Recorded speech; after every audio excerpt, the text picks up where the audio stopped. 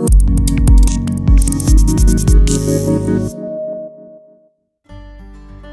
kembali lagi dengan saya Nico Julius dan topik kita kali ini adalah apa itu bisnis online. Seperti yang Anda tahu, apa itu bisnis online? Tentu saja itu dari dua suku kata yaitu bisnis plus online, di mana itu sebetulnya adalah segala kegiatan bisnis yang dilakukan secara online atau menggunakan internet. Oke, jadi secara harfiah bisnis online itu hanya kurang lebih seperti ini, gitu ya. Nah, kira-kira nih yang lebih menarik kita bahas adalah apa saja sih sebetulnya keuntungan dari bisnis online kalau kita jalankan.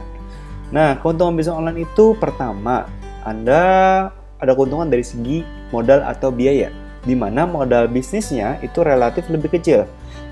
Majority kebanyakan Anda cuma butuh laptop, smartphone, internet, dan mungkin ya beberapa kartu kredit begitu ya, yang sifatnya tidak perlu sampai investasi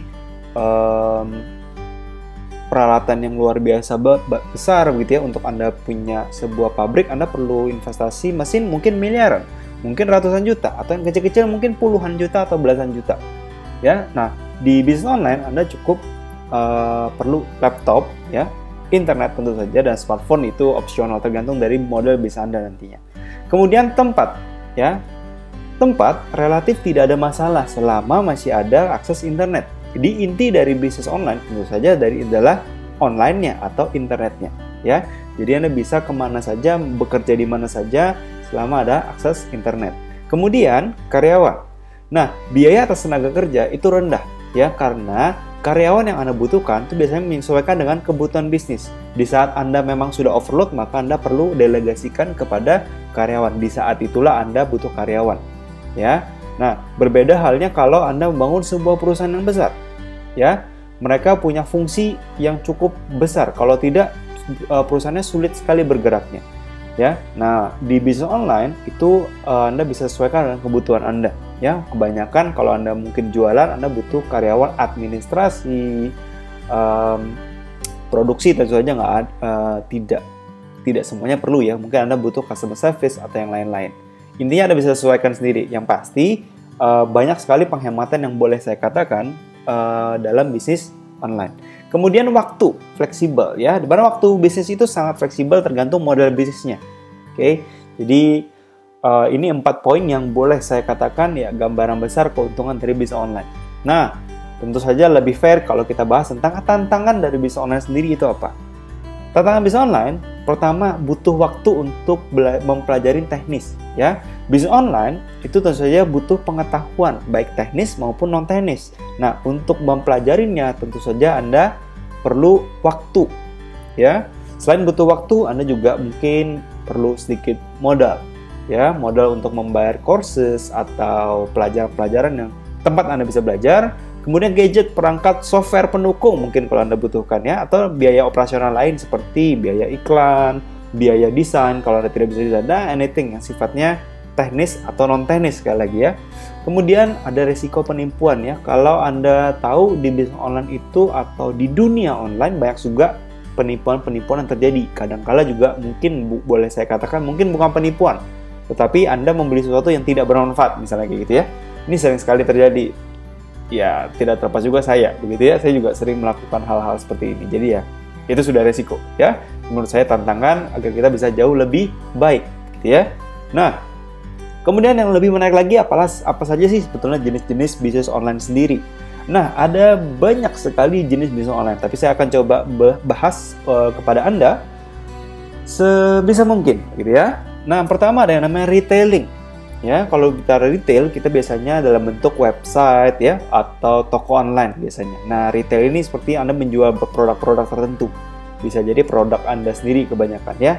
Nah, Anda bisa menggunakan banyak platform toko online seperti Shopify, Circlo, OpenCart atau WooCommerce.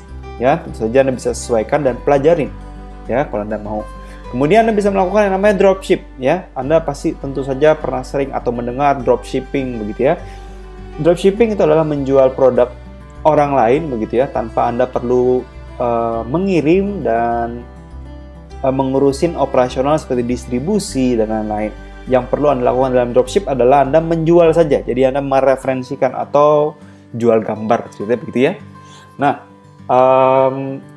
dropship sendiri itu bisa dalam bentuk website, toko online, atau sosial media sebetulnya ya, Anda bisa lakukan. Nah, di sini saya pakai contoh salah satu toko dropship saya, itu Lovemart ya. Kalau Anda mau lihat-lihat nggak apa-apa. Itu adalah contoh studi kasus aja. Kemudian e-commerce ya, e-commerce sendiri Anda bisa jualan di e-commerce ya. Kalau Anda punya produk, Anda bisa masukkan ke e-commerce, atau dropship juga sama, Anda bisa masukkan ke e-commerce. Anda bisa buat toko online sendiri, marketplace sendiri ya kalau Anda mau ya.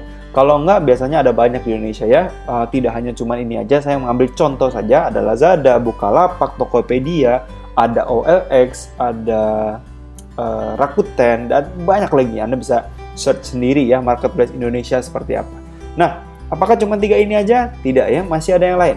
Kemudian publisher ya, Anda bisa jadi mendapatkan income dari Google AdSense. Jadi Anda membuat sebuah website, kemudian Anda menjadi publisher, menempatkan space iklan untuk dijual ke Google atau mungkin beberapa Citika. Ini adalah advertising network juga, di mana dia menggunakan kata-kata ya yang bisa diklik gitu.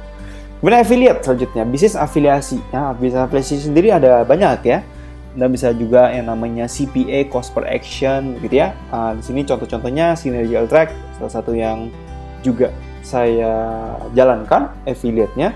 Kemudian ada Amazon, ya Anda bisa jadi asosiat Amazon. Kemudian ada CPA, Perfly, Next Bounty, Navablue, Mundo Media, Confusion Media, dan banyak lagi yang lainnya. Affiliate sendiri itu di Indonesia ada Ratakan ya, ada juga IDAF, dan banyak yang lain ya sebetulnya. Kemudian product creator, Anda juga bisa menjadi, kalau Anda punya kemampuan, Anda bisa membuat produk digital, Anda bisa jual, begitu ya. Nah, Anda bisa jual juga di beberapa affiliate source atau affiliate network seperti di Indonesia tuh ada Ratakan, ada IDAF ya. Beberapa yang lain saya kurang paham, tapi tentu saja kalau Anda punya kemampuan ini, Anda bisa menggunakannya juga. Nah, selanjutnya Anda bisa juga kalau Anda punya atau hobi sebagai trainer atau mentor atau pengajar online, Anda juga bisa jualan pelajaran itu di Udemy atau Coursera atau beberapa platform lain ya. Kalau di Indonesia sebetulnya banyak orang menjadi product creator sebetulnya ketimbang jadi mentor. Jadi Anda juga bisa menjadi mentor dalam bentuk di sosial media dan lain-lain ya, atau di grup WhatsApp dan BBM tuh banyak juga bentuk yang seperti itu.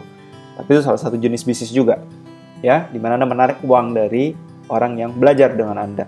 Nah, kemudian kalau Anda yang punya kemampuan mendesain ya, graphic design, Anda bisa juga bekerja atau mendapatkan uang dari model bisnis ini.